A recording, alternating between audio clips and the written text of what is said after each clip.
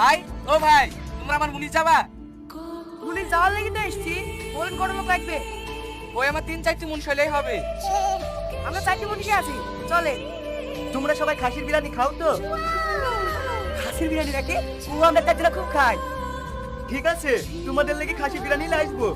ও ভাই, সাইকেলের চাবিটা দাও তো। এই লো ভাই। এই শফিক, মাংসের পিসগুলো জানে মোটা মোটা হয়, দেখি লাইসবি। চাচা, তাহলে তোরা বিশাল বলবো। চুপ কর, আজকে 1000 টাকা পুলিশ খারাপ চাবো। 1000 টাকা চাপা কেনে?